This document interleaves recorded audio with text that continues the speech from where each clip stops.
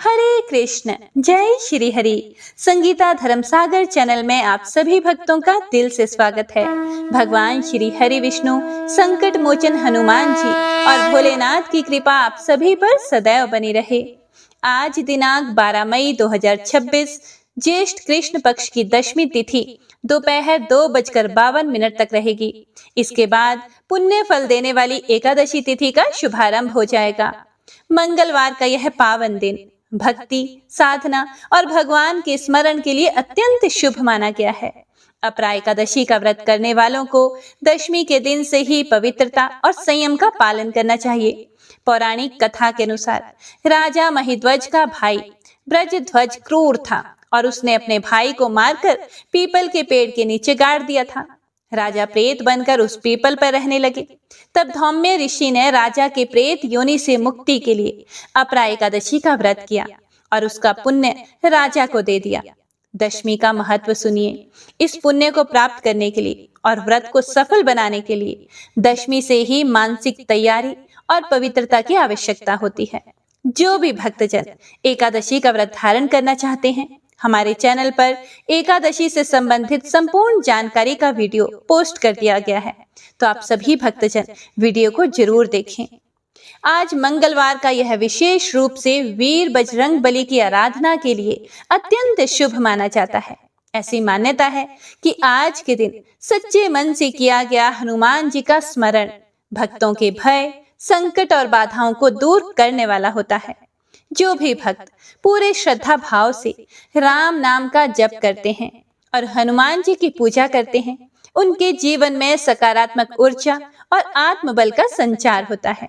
और शास्त्रों में ऐसा कहा गया है कि भक्ति में यदि विश्वास और समर्पण हो तो प्रभु स्वयं भक्त का मार्ग सरल बना देते हैं। आज का दिन आत्मचिंतन, संयम और ईश्वर स्मरण का संदेश देता है। इसीलिए अपने मन को शांत रखकर प्रभु का ध्यान करें। हे पवन पुत्र हनुमान जी, हमारे जीवन से भय, दुख और नकारात्मकता को दूर कीजिए। हमें साहस, बुद्धि, बल और सद्बुद्धि प्रदान कीजिए। हे प्रभु श्री राम, हमारे जीवन में प्रेम, मर्यादा और धर्म का प्रकाश बनाए रखिए। हे देवों के देव महादेव, अपने भक्तों पर कृपा दृष्टि बनाए रखिए और सभी कष्टों का नाश कीजिए। तो आइए भक्तों, अब भक्ति और श्रद्धा के साथ मन, वचन और कर्म को पवित्र करते हुए आज के इस पावन अध्याय की शुरुआत करते हैं। ज्येष्ठ मास के पावन अध्याय 11 की दिव्य, प्रेरणादायक और पुण्यदायिनी कथा। सबसे पहले सुनते हैं भगवान और भक्त की एक बहुत ही सुंदर कथा। अम्बरीश इक्ष्वाकु वंशीय परम वीर राजा थे।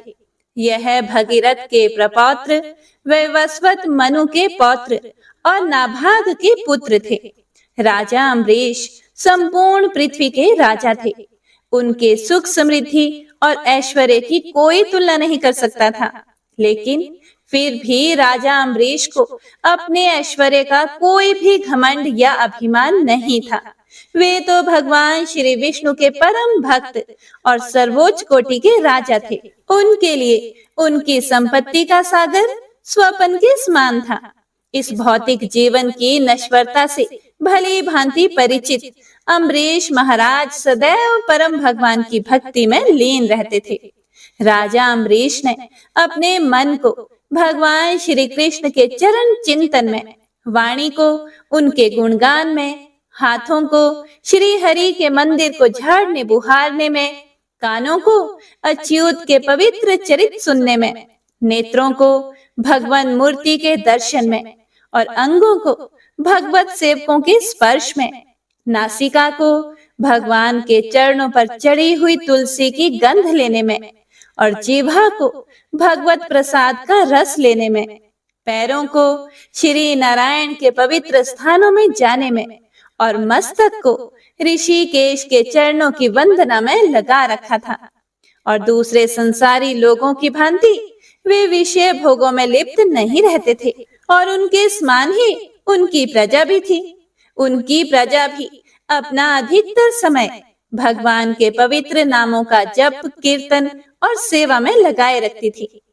एक समय महाराज अम्बरीश ने अपनी पत्नी के साथ परम भगवान श्री कृष्ण को प्रसन्न करने के लिए वर्ष की सभी एकादशी तिथियों का पालन करने का संकल्प लिया और वर्ष के अंत में जब अंतिम एकादशी का पारण करने का दिन आया तो महाराज अम्बरीश ने धूमधाम से इस उत्सव को मनाया।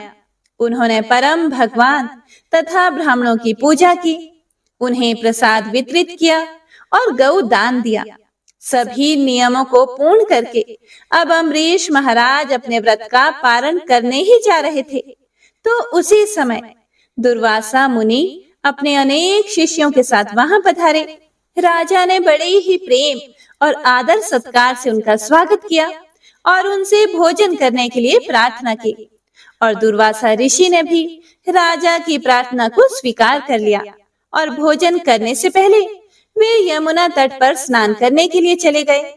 लेकिन राजा अम्बरीश को निर्धारित समय पर अपने एकादशी व्रत का पारण करना था, क्योंकि जैसा कि हम सभी जानते हैं कि एकादशी का पारण हमेशा ही शुभ मुहूर्त में एक निर्धारित समय के अंतर्गत करना होता है और राजा अम्बरीश अभी दुर्वासा मुनि की प्रतीक्षा कर रहे हैं। लेकिन काफी समय बीत गया और दुर्वासा मुनि अभी तक नहीं आए। अब पारण का समय भी निकला जा रहा था, सिर्फ एक घड़ी शेष रह गई थी। अब ऐसी स्थिति में राजा अम्बरीश के सामने बड़ा ही धर्म संकट खड़ा हो गया। अगर वो इस एक घड़ी में पारण नहीं करते हैं तो उनका संपूर्ण वर्ष की एकादशी का व्रत टूट जाएगा और अगर वह पारण कर लेते हैं तो दुर्वासा मुनि को बुरा लगेगा कि राजा ने उनकी प्रतीक्षा किए बिना ही पारण कर लिया। तो ऐसी स्थिति में राजा अम्बरीश ने वहां उपस्थित ब्राह्मणों से पूछा कि हे विद्वान ब्राह्मणों, ऐसी विकट स्थिति में मेरा क्या कर्तव्य है? कृपया आप सब शास्त्रों द्वारा प्रमाणित कोई उपाय बताएं। राजा की स्थिति को देखते हुए ब्राह्मणों ने कहा कि हे राजन, इस स्थिति में शास्त्रों का कथन यह है कि आपने इन सभी एकादशियों का पालन संपूर्ण निर्जल रहकर किया है। इसीलिए अगर आप भगवान के चरणामृत का स्वीकार कर लेते हैं तो इस जल से आपका पारण हो जाएगा और इस प्रकार आप दुर्वासा ऋषि को भी संतुष्ट रख पाएंगे। हे प्रिय भक्तों, यह सुनकर राजा ने वही किया जो ब्राह्मणों ने कहा। राजा ने भगवान के चरणामृत की सिर्फ एक बूंद स्वीकार की और अपने व्रत का पारण कर लिया और अब वे दुर्वासा मुनि के आने की प्रतीक्षा करने लगे। हे प्रिय भक्तों, इधर स्नान करने गए हुए दुर्वासा मुनि को समाधि में ही इस बात का पता चल गया कि अम्बरीश महाराज ने जल ग्रहण किया है। इस बात से दुर्वासा ऋषि को अत्यंत क्रोध आया। उन्होंने सोचा कि एक तुच्छ क्षत्रिय राजा ने मेरा अपमान किया है, मुझे भोजन के लिए आमंत्रित करके स्वयं मुझसे पहले उसने जल ग्रहण किया। उसकी इस उदंडता की सजा उसे अवश्य ही मिलनी चाहिए। यह सोचकर दुर्वासा मुनि ने क्रोध में अपने बालों की एक लट खींच कर निकाली और देखते ही देखते उस लट ने एक विशाल काय अग्नि राक्षस कृत्या का रूप ले लिया। यह एक ऐसा अग्नि दैत्य था जो संपूर्ण पृथ्वी को अपने लपटों में समा सकता था। दुर्वासा ऋषि ने उस कृत्या को आदेश देते हुए कहा कि इसी क्षण जाओ और उस अभिमानी राजा अम्बरीश को जलाकर भस्म कर दो। बस फिर क्या था, अब आज्ञा पाते ही कृत्या राजा अम्बरीश के सामने पहुंच गई। राजा अम्बरीश भी समझ गए कि क्या हुआ है, लेकिन वे भगवान के शुद्ध भक्त थे। कृत्या को देखकर वे थोड़े से भी विचलित नहीं हुए। उन्होंने उसे दुर्वासा मुनि का आशीर्वाद समझकर स्वीकार कर लिया और हाथ जोड़कर उसके सामने खड़े रह गए। लेकिन हे प्रिय भक्तों, जो भगवान के भक्त होते हैं उनकी ऐसी स्थिति में भगवान भला मौन कैसे रह सकते हैं? भगवान श्री हरि विष्णु अपने भक्तों का अपमान कभी भी सहन नहीं कर सकते। वे भृगु ऋषि की लात अपने वक्ष स्थल पर सहन कर सकते हैं, लेकिन अपने भक्तों के प्रति किया गया अपराध कभी भी क्षमा नहीं करते। एक क्षण में ही सुदर्शन चक्र वहां पहुंच गया और सुदर्शन चक्र ने अपने तीक्ष्ण तेज और शक्ति से उस कृत्या नामक अग्नि दैत्य को जलाकर भस्म कर दिया। और इतना ही नहीं, अब वह सुदर्शन चक्र दुर्वासा ऋषि को भस्म करने के लिए उनके पीछे चला गया। जब दुर्वासा मुनि को यह पता चला तो वे अत्यंत लज्जित और भयभीत होकर सुदर्शन चक्र से बचने के लिए चारों दिशाओं में भागने लगे। सुदर्शन चक्र ने हर जगह उनका पीछा किया। इंद्र इत्यादि तो क्या, स्वयं ब्रह्मा जी और शिव जी ने भी उन्हें शरण नहीं दी। आखिरकार भगवान शिव ने उन्हें दया पूर्वक भगवान श्री विष्णु के पास जाने का सुझाव दिया और भय से कांपते हुए दुर्वासा ऋषि उसी क्षण भगवान नारायण के पास पहुंचे और उनसे प्रार्थना करते हुए कहने लगे कि हे प्रभु, आप इस संसार के आदि और अंत हैं। आपके नाम का स्मरण करने मात्र से मनुष्य नारकीय जीवन से मुक्त हो जाता है। आपके भक्त महाराज अम्बरीश के प्रति मैंने घोर अपराध किया है। हे प्रभु, कृपया मुझे क्षमा करें। हे प्रिय भक्तों, भगवान श्री हरि विष्णु ने दुर्वासा ऋषि से कहा कि हे मुनि, तुमने मेरे भक्त राजा अम्बरीश का घोर अपमान करके अपने द्वेष का ही प्रदर्शन किया है। इसीलिए तुम इसी क्षण मेरे प्रिय भक्त राजा अम्बरीश के पास जाओ, उनसे क्षमा मांगो और मुझे विश्वास है वे तुम्हें जीवन दान अवश्य देंगे। भगवान श्री हरि विष्णु की बात सुनकर दुर्वासा ऋषि उसी क्षण राजा अम्बरीश के पास गए।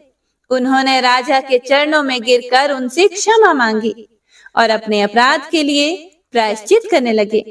राजा अम्बरीश अत्यंत विनम्र होने के कारण दुर्वासा ऋषि को इस अवस्था में देखकर लज्जित होने लगे और उन्होंने सुदर्शन से दुर्वासा ऋषि की रक्षा के लिए प्रार्थना की और राजा की प्रार्थना सुनकर सुदर्शन चक्र वापस चला गया। दुर्वासा मुनि ने राजा की स्तुति की और उन्हें आशीर्वाद प्रदान किया। हे प्रिय भक्तों, तो इस कथा से हम समझ सकते हैं कि भगवान श्री हरि विष्णु के लिए एकादशी तिथि और उस एकादशी व्रत का पालन करने वाले अपने भक्त कितने महत्वपूर्ण हैं। तो सभी प्रेम से बोलिए लक्ष्मी नारायण भगवान की जय। तो आइए भक्तों, अब सुनते हैं आज की महात्म्य कथा में आगे का वृतांत। ब्रह्मा जी बोले, हे विष्णु, प्राचीन काल में राजा ययाति के कुल में सत्रजित नामक एक प्रतापी चक्रवर्ती राजा हुए थे। वे बड़े ही प्रभावशाली, तेजस्वी, कांतिमान, क्षमावान, गुणवान तथा बलशाली राजा थे और धीरता, गंभीरता एवं यश से संपन्न थे। उनके विषय में पुराण वेत्ता लोग एक गाथा गाते हैं कि महाबाहु सत्रजित के इस पृथ्वी पर राज्य करते हुए जहां से सूर्य उदित होते और जहां अस्त होते हैं, जितने में भ्रमण करते हैं, वह संपूर्ण क्षेत्र सत्रजित क्षेत्र कहलाता है। राजा सत्रजित संपूर्ण रत्नों से परिपूर्ण सप्तद्वीपवती पृथ्वी पर धर्म पूर्वक राज्य करते थे। वे सूर्य देव के परम भक्त थे। उनके ऐश्वर्य को देखकर सभी लोगों को बड़ा आश्चर्य होता था। उनके राज्य में सभी मनुष्य धर्मानुयायी थे। राजा सत्रजित के 4 मंत्री थे। वे सब अप्रतिहत सामर्थ्य वाले और राजा के स्वाभाविक भक्त थे। भगवान सूर्य के प्रति उनकी अत्यंत श्रद्धा थी और उनकी सामर्थ्य को देखकर ना केवल उनकी प्रजा को आश्चर्य होता था, बल्कि स्वयं राजा भी अपने ऐश्वर्य पर आश्चर्यचकित थे। एक बार उनके मन में आया कि अगले जन्मों में भी मेरा ऐसा ही ऐश्वर्य कैसे बना रहे। यह सोचकर उन्होंने शास्त्र और धर्म के तत्व को जानने वाले ब्राह्मणों को बुलाकर उनकी यथोचित पूरे भक्ति भाव से पूजा अर्चना करके उन्हें आसन पर बिठाया और उनसे कहा कि हे भगवान, यदि आप लोगों की मुझ पर कृपा है तो मेरी जिज्ञासा को तुरंत शांत करें। फिर ब्राह्मणों ने कहा, महाराज, आप अपना संदेह हम लोगों के सामने प्रस्तुत करें। आपने हमारा पालन पोषण किया है और सभी प्रकार से भोजन आदि द्वारा हमें संतुष्ट भी रखा है। विद्वान ब्राह्मण का तो कर्तव्य ही है कि वह धर्म के संदेह को दूर करे, अधर्म से निवृत्त करे और कल्याणकारी उपदेश को भली भांति समझाए। आप अपनी इच्छा के अनुसार जो भी पूछना चाहें वे हमसे पूछ सकते हैं। तभी उनकी महारानी विमलवती ने भी राजा से निवेदन किया कि हे महाराज, मेरा भी एक संदेह है, आप महात्माओं से पूछकर निवृत्त करा लें। मैं तो अंतःपुर में ही रहती हूँ, इसीलिए मेरी प्रार्थना है कि आप सबसे पहले मेरा ही संदेह निवृत्त करा दें, क्योंकि आपके संदेह की निवृत्ति के तो अनेक साधन हैं। फिर राजा सत्यजीत ने कहा, हे प्रिय, क्या पूछना चाहती हो? पहले मैं तुम्हारा ही संदेह पूछूंगा। फिर विमलवती ने कहा, महाराज, मैंने अनेक राजाओं के चरित्र और ऐश्वर्य को सुना है, लेकिन आपके समान ऐश्वर्य अन्य लोगों को सुलभ नहीं है। यह किस कर्म का फल है? मैंने कौन सा उत्तम कर्म किया था जिसके फल स्वरूप मुझे आपकी रानी होने का सौभाग्य मिला है? पूर्व जन्म में हम दोनों ने कौन सा पुण्य कर्म किया है? इस विषय में आप मुनियों से पूछें। फिर सत्यजीत बोले, हे देवी, तुमने तो मेरे मन की बात जान ली है। मुनियों की बातें सत्य हैं। पत्नी पुरुष की अर्धांगिनी होती है। ऐसी कोई बात नहीं है जो इन महामुनियों से छिपी हुई है। इन महात्माओं से मैं भी यही पूछना चाहता था। फिर महाराज ने महात्माओं से पूछा, हे भगवान, मैं पूर्व जन्म में कौन था? मैंने कौन कौन से पुण्य कर्म किए थे? इस सर्वांग सुंदरी मेरी पत्नी ने ऐसे कौन से उत्तम कर्म संपन्न किए थे जिससे हमें ऐसी दुर्लभ लक्ष्मी प्राप्त हुई है? हम लोगों में परस्पर अतिशय प्रीति है। सभी राजा मेरे अधीन हैं। मेरे पास असीम द्रव्य हैं और मैं अत्यंत बलशाली भी हूँ।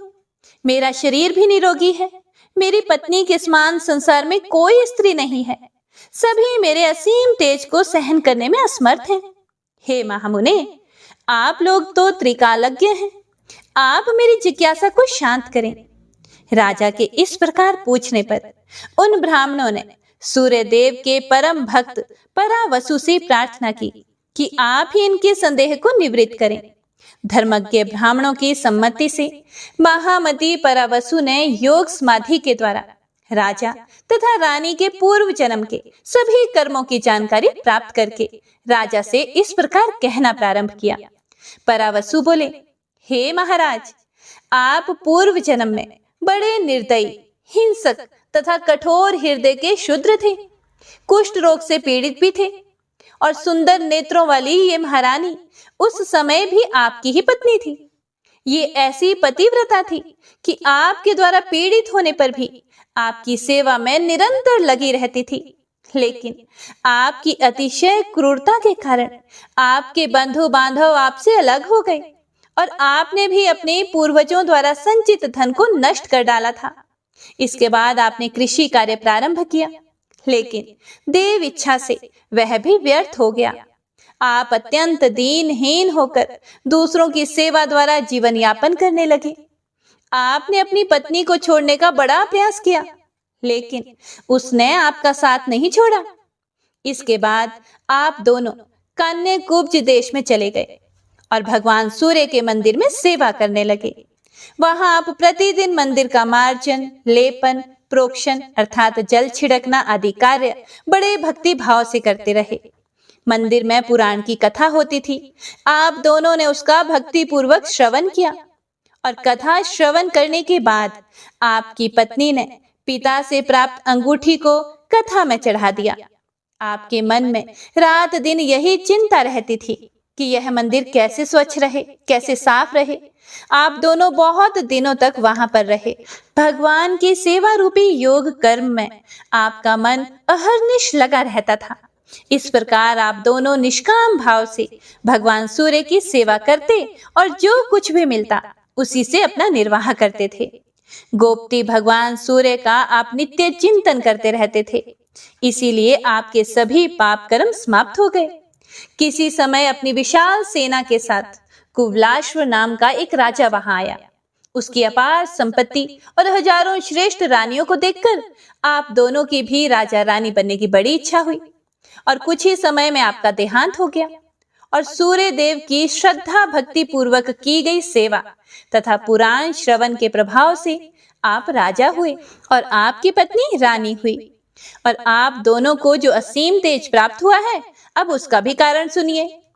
जब मंदिर में दीपक तेल या बत्ती के अभाव में बुझने लगता था, तब आप अपने भोजन के लिए रखे तेल से उसे पूरित करते थे और आपकी रानी अपनी साड़ी फाड़कर उससे बत्ती बनाकर जलाती थी।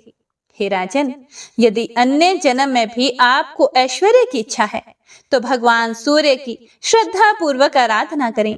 गंध, पुष्प, धूप, दीप, नैवेद्य आदि जो आपको प्रिय हो वही भगवान सूर्य को अर्पण करें। उनके मंदिर में मार्जन, उपलेपन आदि कार्य करें जिससे मंदिर स्वच्छ और निर्मल रहे।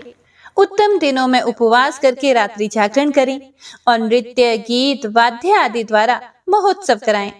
पुराण, इतिहास आदि की कथा श्रद्धा पूर्वक सुने तथा भगवान सूर्य की प्रसन्नता के लिए वेद पाठ कराएं। सदा निष्काम भाव से तन्मय होकर उनकी सेवा में लगे रहें। संतुष्ट होकर भगवान सूर्य अभीष्ट फल देते हैं। वे पुष्प, नैवेद्य, रत्न, स्वर्ण आदि से उतना प्रसन्न नहीं होते जितना कि वे भक्ति भाव से प्रसन्न हो जाते हैं। यदि भक्ति भाव पूर्वक सूर्य की आराधना और विविध उपचारों से पूजन किया जाए तो इंद्र से भी अधिक वैभव की प्राप्ति कर लेंगे। फिर राजा सत्राजित ने कहा, हे प्रभु, हे भगवान, इंद्रत्व की प्राप्ति या अमरत्व की प्राप्ति से जो आनंद होता है वह आनंद आपकी इस वाणी को सुनकर मुझे प्राप्त हुआ है। अज्ञान रूपी अंधकार के लिए आपकी यह वाणी प्रदीप्त दीपक के समान है। संपत्ति के विनाश की संभावना से हम बहुत व्याकुल थे। आपने संपत्ति प्राप्ति के लिए मूल तत्व का आज उपदेश दिया है। इससे यह तो सिद्ध हो गया कि मुझे यह सारी संपत्ति पूर्व जन्म के सुकृत कर्म के ही फलस्वरूप प्राप्त हुई है। भक्तिमान दरिद्र भी भगवान सूर्य को प्रसन्न कर सकता है, लेकिन एक ऐश्वर्यशाली धनवान भक्तिहीन होने पर उनका अनुग्रह नहीं प्राप्त कर सकता।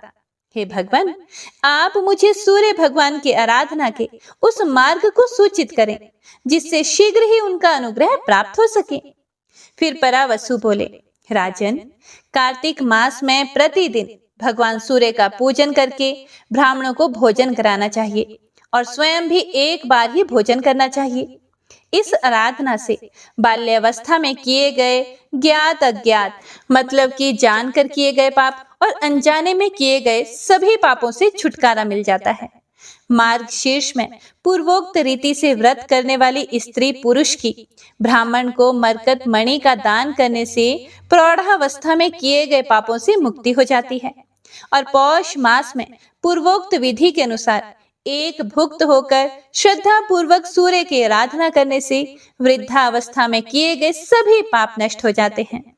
इस त्रैमासिक व्रत को श्रद्धा पूर्वक विधि विधान से करने वाले स्त्री या पुरुष सूर्य भगवान की कृपा पात्र हो जाते हैं और लघु पापों से मुक्त हो जाते हैं।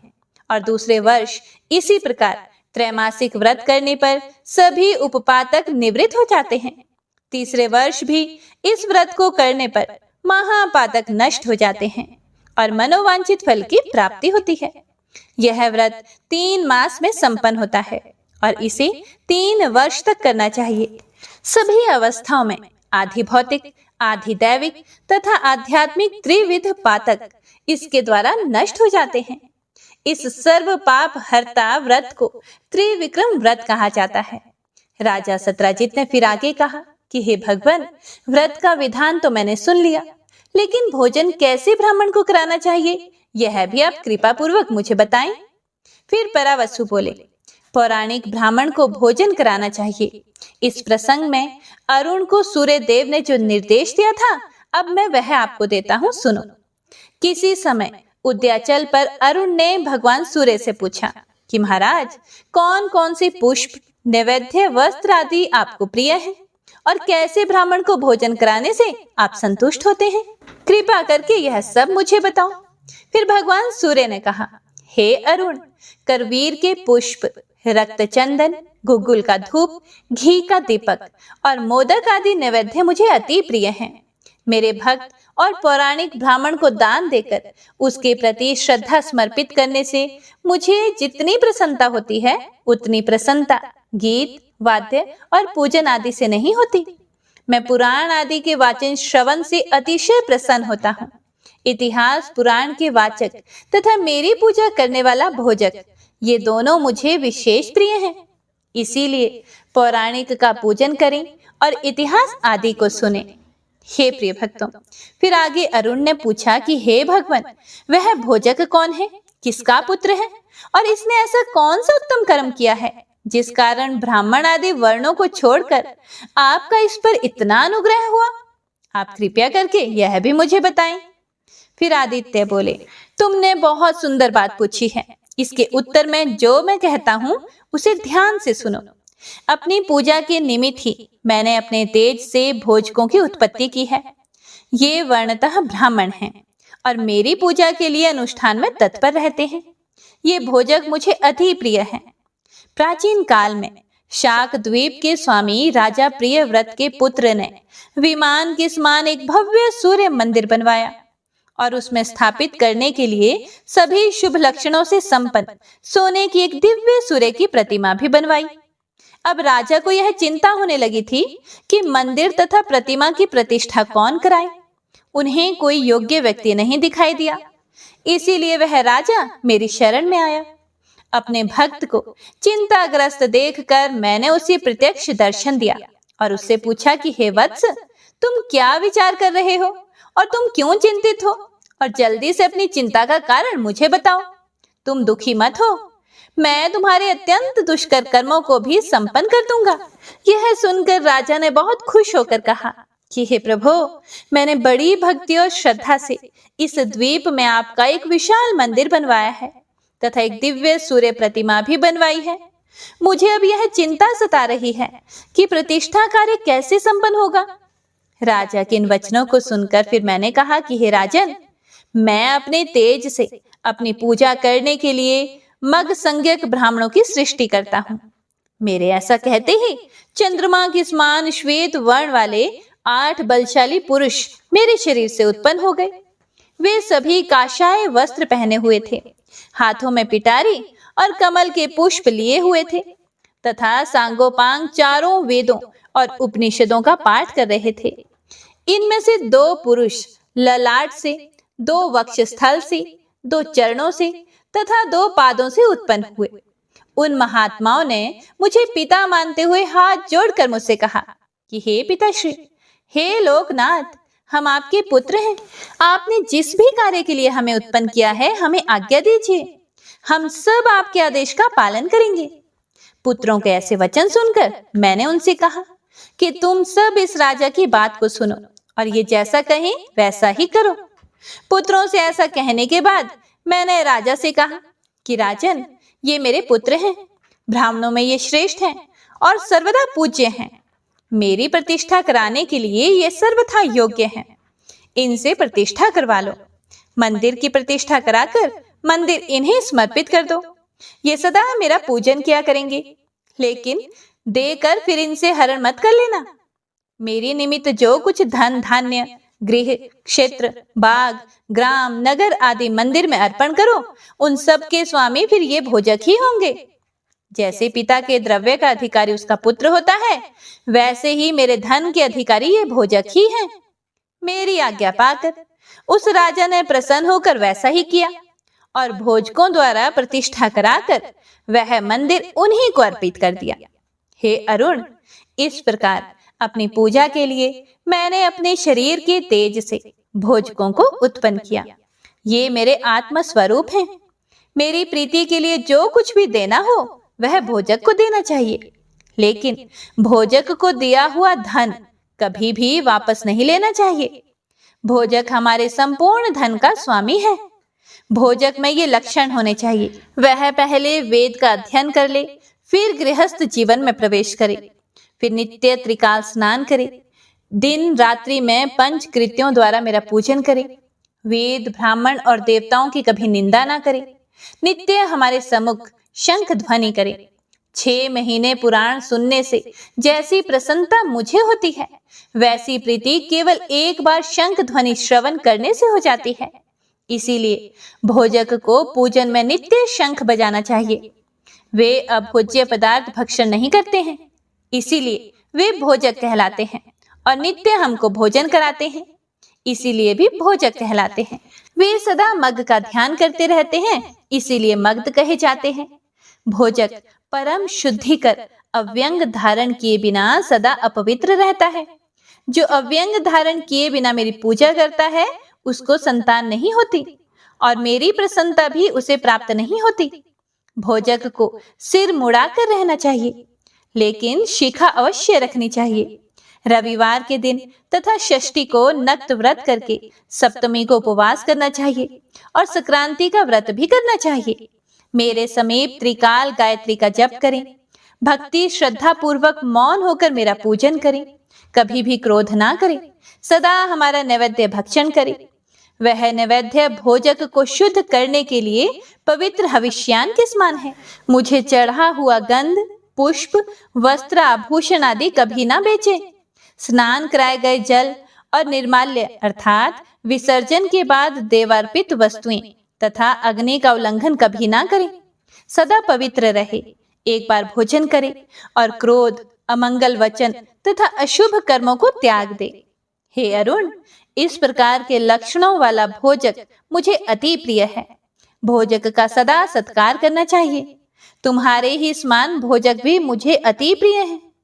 फिर महात्मा परावसु आगे बोले, हे राजन, इस प्रकार अरुण को उपदेश देकर सूर्य नारायण आकाश में भ्रमण करने लगे और अरुण भी यह सुनकर अति प्रसन्न हुए। ब्रह्मा जी आगे बोले, महामुनि परावसु के मुख से यह कथा सुनकर राजा सत्राजित और उसकी रानी विमलवती बड़ी खुश हुई। उन्होंने पृथ्वी पर जहां जहां भगवान सूर्य के मंदिर थे उन सभी में मार्जन और उपलेपन कराया। सब मंदिरों में कथा कहने के लिए पौराणिकों को नियुक्त किया और बहुत सी दक्षिणा देकर उन्हें संतुष्ट भी किया। वे विविध उपचारों से भक्ति पूर्वक नित्य सूर्यदेव की पूजा उपासना करने लगे और अंत में उन दोनों ने उनकी प्रीति प्राप्त करके उत्तम गति प्राप्त की। ब्रह्मा जी बोले, हे विष्णु, जो कार्तिक मास में सूर्यदेव के मंदिर में दीप प्रज्वलित करता है उसे संपूर्ण यज्ञों का फल प्राप्त होता है और वह तेज में सूर्य के समान ही तेजस्वी होता है। अब मैं आपको भद्र ब्राह्मण की कथा सुनाता हूँ जो समस्त पापों का नाश करने वाली है। उसे ध्यान से सुने। प्राचीन काल में माहेशमती नाम की एक सुंदर नगरी में नाग शर्मा नाम का एक ब्राह्मण रहता था। भगवान सूर्य की प्रसन्नता से उसके 100 पुत्र हुए। सबसे छोटे पुत्र का नाम था भद्र। वह सभी भाइयों में बड़ा ही विलक्षण विद्वान था। वह भगवान सूर्य के मंदिर में नित्य प्रति दीपक जलाया करता था। एक दिन उसके भाइयों ने उससे बड़े आदर से पूछा, हे भद्र, हम लोग देखते हैं कि तुम भगवान सूर्य को ना तो कभी पुष्प, ना धूप, नैवेद्य आदि अर्पण करते हो, ना ही कभी ब्राह्मण भोजन कराते हो। केवल दिन रात मंदिर में जाकर दीप जलाते रहते हो। इसमें क्या कारण है, तुम हमें बताओ। अपने भाइयों की बात सुनकर भद्र बोला, हे भाइयों, इस विषय में मैं आप लोगों को एक आख्यान सुनाता हूँ, सुनो।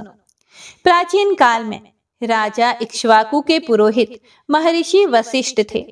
उन्होंने राजा इक्ष्वाकु से सरयू तट पर सूर्य भगवान का एक मंदिर बनवाया। वे वहां नित्य गंध पुष्प आदि उपचारों से भक्ति पूर्वक भगवान सूर्य की पूजा करते थे और दीपक प्रज्वलित करते थे। विशेषकर कार्तिक मास में भक्ति पूर्वक दीप उत्सव किया करते थे। तब मैं भी अनेक कुष्ठ आदि रोगों से पीड़ित होकर उसी मंदिर के समीप पड़ा रहता और जो कुछ भी मुझे मिल जाता उसी से अपना पेट भरता था। वहां के निवासी मुझे रोगी और दीनहीन जानकर मुझे भोजन दे देते थे।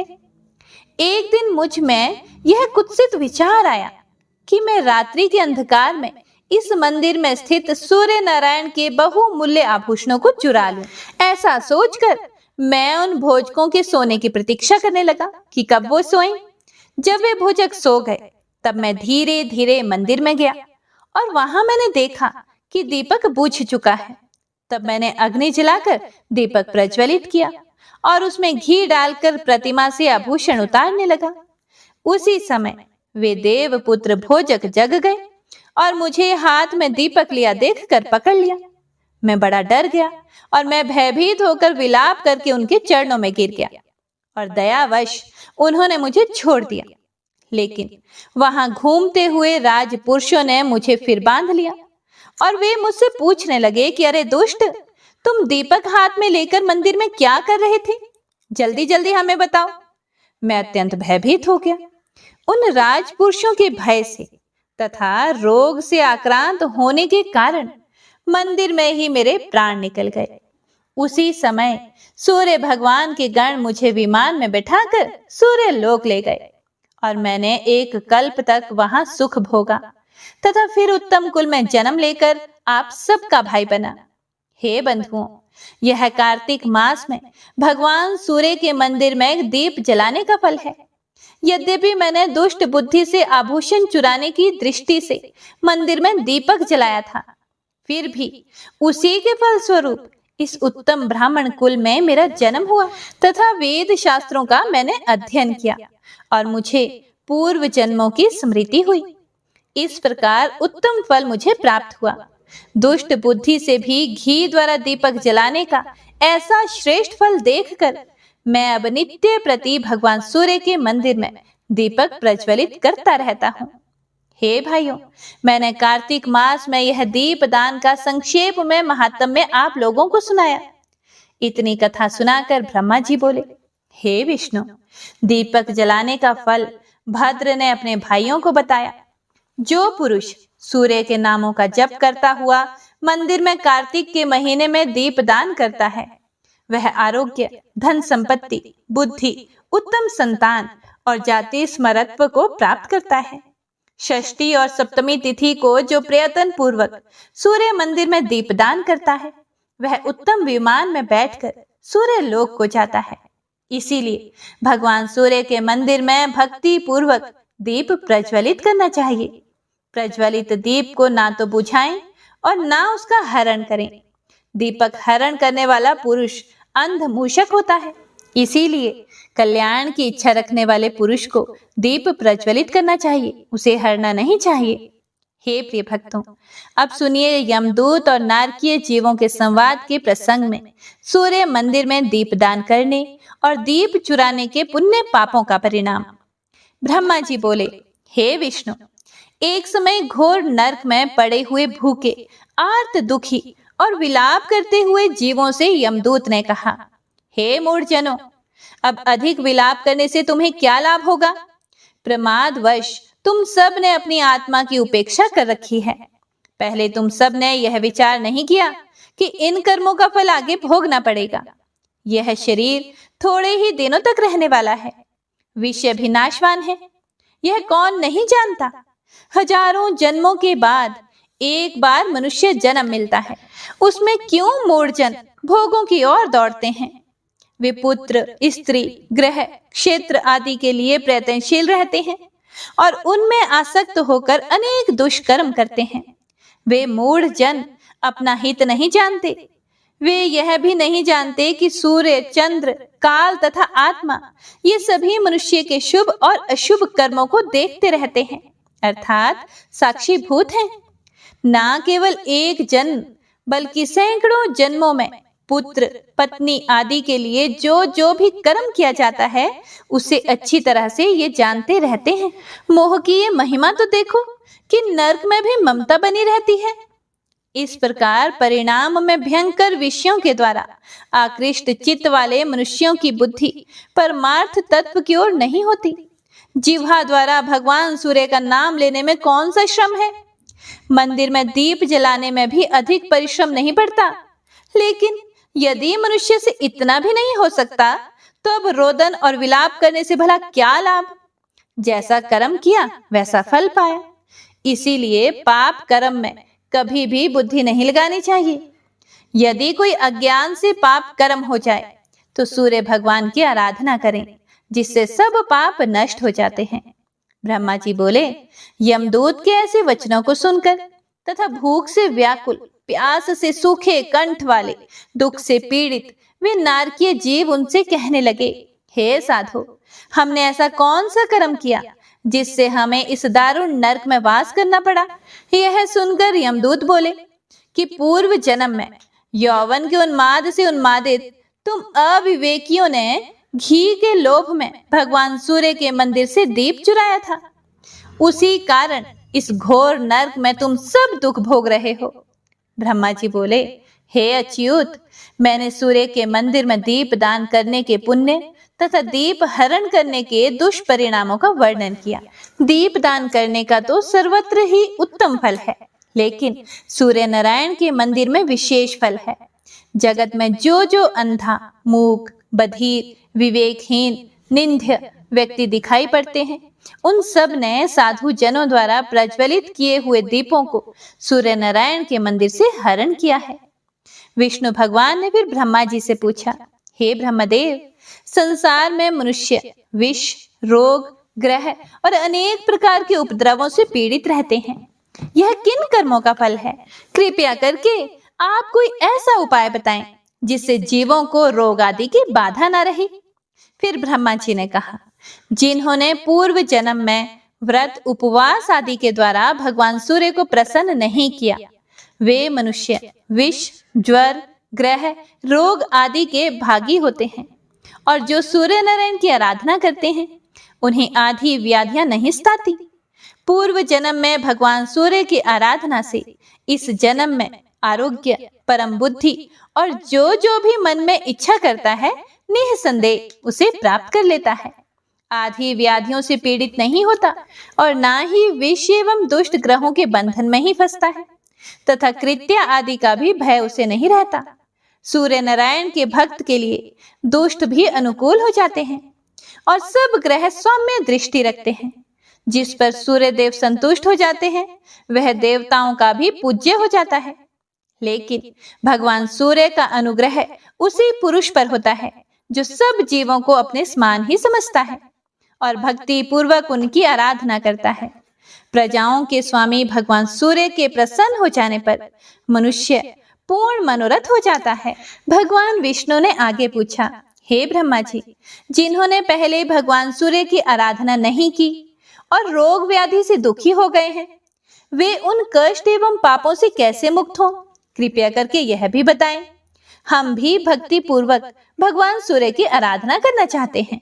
फिर ब्रह्मा जी बोले, हे भगवान, यदि आप भगवान सूर्य की आराधना करना चाहते हैं, तो आप पहले सूर्य भक्त बने, क्योंकि बिना विधि पूर्वक सौर्य दीक्षा की उनकी उपासना पूरी नहीं हो सकती। जब मनुष्यों के पाप क्षीण होने लगते हैं, तब भगवान सूर्य और ब्राह्मणों में उनकी नैष्ठि की श्रद्धा भक्ति होती है। इस संसार चक्र में भ्रमण करते हुए प्राणियों के लिए भगवान सूर्य को प्रसन्न करना एकमात्र कल्याण का निष्कंटक मार्ग है। विष्णु भगवान ने पूछा, हे ब्रह्मा जी, वैवस्वतों का क्या लक्षण है और उन्हें क्या करना चाहिए, यह भी बताएं। ब्रह्मा जी बोले, वैवस्वत वही है जो भगवान सूर्य का परम भक्त हो तथा मन, वाणी और कर्म से कभी जीव हिंसा ना करे, ब्राह्मण, देवता और भोजक को नित्य प्रणाम करे, दूसरे के धन का हरण कभी ना करे, सभी देवताओं एवं संसार को भगवान सूर्य का ही स्वरूप समझे और उनसे अपने को अभिन्न समझे। देवता, मनुष्य, पशु पक्षी, पिपीलिका, वृक्ष, पाषाण, काष्ठ, भूमि, जल, आकाश तथा दिशा सर्वत्र भगवान सूर्य को व्याप्त समझे। साथ ही स्वयं को भी सूर्य से भिन्न ना समझे। जो किसी भी प्राणी में दुष्ट भाव नहीं रखता, वही वैवस्वत सूर्योपासक है। जो पुरुष आसक्ति रहित होकर निष्काम भाव से भक्ति पूर्वक भगवान सूर्य के निमित्त क्रियाएं करता है, वह वैवस्वत कहलाता है। जिसका ना तो कोई शत्रु हो और ना ही कोई मित्र हो, तथा उसमें भेद बुद्धि ना हो, सबको बराबर देखता हो, ऐसा पुरुष वैवस्वत कहलाता है। जिस उत्तम गति को वैवस्वत पुरुष प्राप्त करता है, वह योगी और बड़े बड़े तपस्वियों के लिए भी दुर्लभ है। जो सभी प्रकार के भगवान सूर्य का दृढ़ भक्त है, वह धन्य है। भक्ति पूर्वक आराधना करने से ही सूर्य भगवान का अनुग्रह प्राप्त होता है। ब्रह्मा जी आगे फिर से बोले, हे विष्णु, मैं भी उनके दक्षिण किरण से उत्पन्न हुआ हूँ और उन्हीं के वाम किरण से भगवान शिव तथा वक्षस्थल से शंख चक्र गदाधारी आप उत्पन्न हुए हैं। उन्हीं की इच्छा से आप सृष्टि का पालन तथा शंकर जी संहार करते हैं। इसी प्रकार रुद्र, इंद्र, चंद्र, वरुण, वायु, अग्नि आदि सब देवता सूर्य देव से ही प्रादुर्भूत हुए हैं और उनकी आज्ञा के अनुसार अपने अपने कर्मों में प्रवृत्त हो रहे हैं। इसीलिए हे भगवान, आप भी सूर्य भगवान की आराधना करें, इससे सभी मनोरथ पूर्ण होंगे।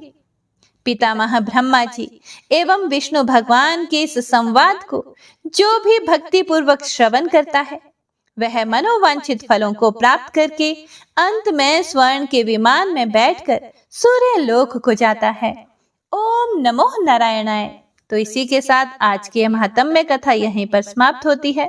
इससे आगे का वृतांत आप सभी भक्तजन कल के अध्याय में जरूर सुनिएगा, जिसमें हम भगवान सूर्य नारायण के सौम्य रूप की कथा, उनकी स्तुति और परिवार तथा देवताओं का वर्णन सुनेंगे।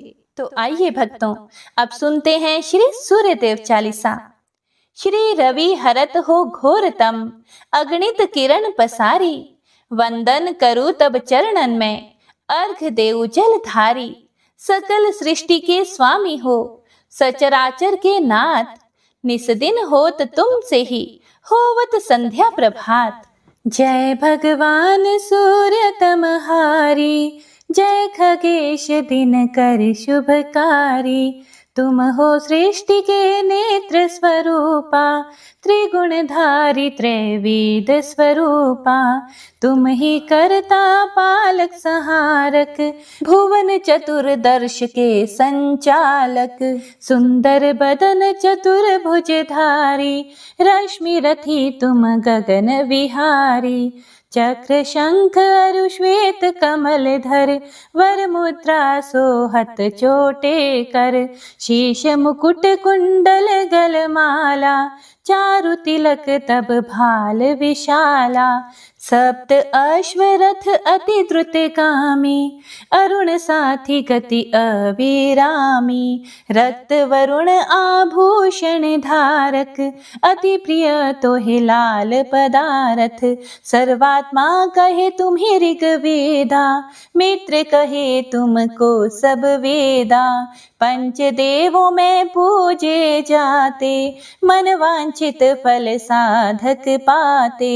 द्वादश नाम जाप उद्धारक, रोग शोक अरु कष्ट निवारक।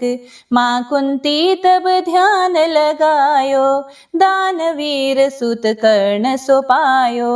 राजा युधिष्ठिर तब जस गायो, अक्षय पात्र वो वन में पायो। शस्त्र त्याग अर्जुन अकुरायो, बन आदित्य हृदय से पायो।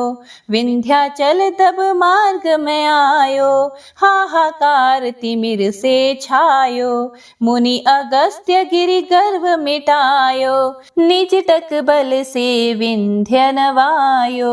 मुनि अगस्त्य तब महिमा गाई, सुमिर भय विजय रघुराई। तोहे विरोक मधुर फल जाना, मुख मैलिन ही तोहे हनुमाना। तब नंदन शनि देव कहावे, पवन के सुत शनि तीर मिटावे। यज्ञ व्रत स्तुति तुम्हारी कीन्ही, भेंट शुक्ल यजुर्वेद के दिन ही। सूर्यमुखी खरितर तब रूपा, कृष्ण सुदर्शन भानु स्वरूपा। नमन तोहे ओंकार स्वरूपा, नमन आत्मा अरु काल स्वरूपा। दिग दिगंत तब तेज प्रकाशे, उज्ज्वल रूप तुम्ही आकाशे। दश दिगपाल करत तब सुमिरन, अंजलि नित्य करत हैं अर्पण।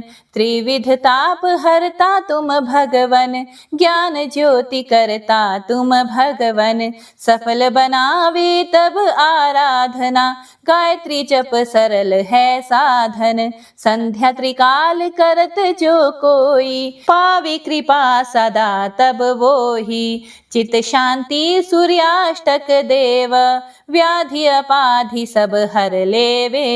अष्ट दल कमल यंत्र शुभकारी, पूजा उपासन तब सुखकारी। माघ मास शुद्ध सप्तमी पावन, आरंभ हो तब शुभ व्रत पालन।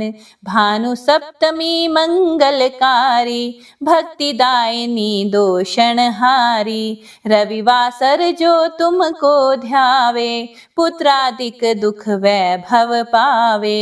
पाप रूपी पर्वत के विनाशी, व्रज रूप तुम हो अविनाशी। राहु आन तब ग्रास बनावे, ग्रहण सूर्यता को लग जावे। धर्म दान तप करते हैं साधक, मिटत राहु तब पीड़ा बाधक। सूर्य देव तब कृपा कीजे, दीर्घ आयु बल बुद्धि दीजे। सूर्य उपासना कर नित ध्यावे, कुष्ठ रोग से मुक्ति पावे। दक्षिण दिशा तोरी गति जावे, दक्षिणायन वो ही कहलावे। उत्तर मार्गी तोरो रथ होवे, उत्तरायण तब वो कहलावे। मन अरु वचन कर्म हो पावन, संयम करता भलित आराधना। भरत दास चिंतन करत, घर दिन कर तब ध्यान। रखियो कृपा इस भक्त पे, तुम्हारी सूर्य भगवान।